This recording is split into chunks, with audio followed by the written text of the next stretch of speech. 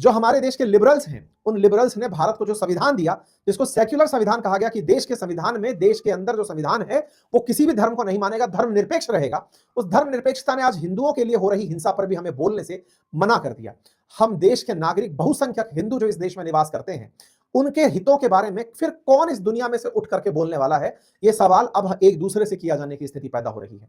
इस्लाम को मानने वाले राष्ट्र, मुसलमान जो है पाकिस्तान के अंदर अपने देश का धर्म मानते हैं, धर्म इस्लाम।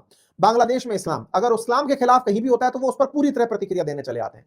यहूदियों के खिलाफ ऑस्ट्रेलिया के अंदर एक हिंसा होती है तो ऑस्ट्रेलिया के खिलाफ यहूदी कूद पड़ते हैं, पूरा इजराइल कूद पड़ता है। लेकिन आज हमारा चुप होना ये दर्शाता है कि कहीं ना कहीं हमारे मूलभूत रूप से सॉफ्टवेयर में गड़बड़ तो नहीं आ गई है। हम बात करने से ही हिचकने लगे हैं। हमारे देश की तरफ से प्रतिक्रियाएं, सबसे पहली प्रतिक्रिया इस बात पर, हमारे देश के अंदर सभी धर्म के लोग नागरिक देश के हैं, सबका सम्मान है। लेकिन ऐसी स्थिति में सम्मानित होते हुए भी आप जब आवाज नहीं उठा पा रहे हैं, क्योंकि उस व्यक्ति को हिंसा का शिकार इसलिए होना पड़ा क्योंकि वो ये मानते हैं कि हिंदुओं को नुकसान पहुंचाएंगे तो पूरा भारत को चैलेंज किया जा सकता है। भारत को चैलेंज करने की जिनकी मंशा हो, वो इस टारगेट में हिंदुओं की मास किलिंग कर रहे हैं। ये सच है कि वो व्यक्ति बांग्लादेशी था, लेकिन आवश्यकता है कि ये आपको चैलेंज करने के लिए किया जा रहा है, आपको मॉडल दिया जा रहा है, डमी मॉडल दिया जा रहा है, देखो ऐसा होगा। और ये जो बात है, इसे भारत को बहुत ही तगड़े तरीके से लेने की आवश्यकता है। जर्मनी की एम्बेसी झंडे झुका रही है और कोई प्रतिक्रिया नहीं है। एमनेस्टी इंटरनेशनल जो है वो अपनी तरफ से बातें लिखती है, लेकिन एक लाइन यहां पर जो है दीपू चंद्र दास के लिए लिखा आती है।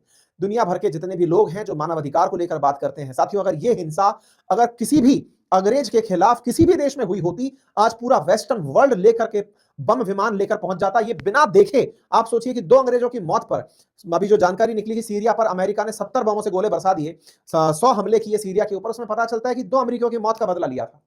ऐसे में आज भारत को आवश्यकता है ये समझने की कि पूरी दुनिया मॉब लिंचिंग के नाम पर, ये जो बांग्लादेश में हो रहा है, जो ये चुप्पी साध रहे हैं, ये लगी आग उन तक भी पहुंचेगी। ऐसा नहीं है कि ये केवल भारत तक केंद्रित रहेगी। भारत बांग्लादेश के पड़ोस में लंबे समय से है, बना हुआ है और आगे भी रहेगा। भारत लंबे समय तक मित्र भी रहा है और समय फिर लौट कर आएगा। जब लौट कर आएगा तो वेस्टर्न वर्ल्ड के ये तमाम देश फिर भारत से अपेक्षा करेंगे कि भारत कुछ बोले, तब ये टिट फॉर टैट वाली बीज बोए जाएंगे, ध्यान रखिएगा।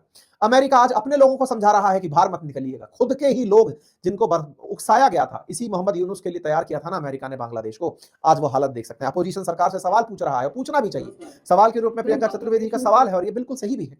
अपोजिशन में प्रियंका गांधी वाड्रा की तरफ से भी क्वेश्चन पूछा गया। हालांकि ये सभी वो लोग हैं जिन्होंने कभी ना कभी उन चीजों पर भी चुप्पी साधी है जब हिंदुओं के खिलाफ हिंसा बांग्लादेश में बड़ी मात्रा पे थी। पर ठीक है, देर से आए दुरुस्त आए, सरकार से सवाल किया जा रहा है, अपेक्षा है जिनसे रिप्लाई देने की, उनसे रिप्लाई की अपेक्षा की जाएगी। फिलहाल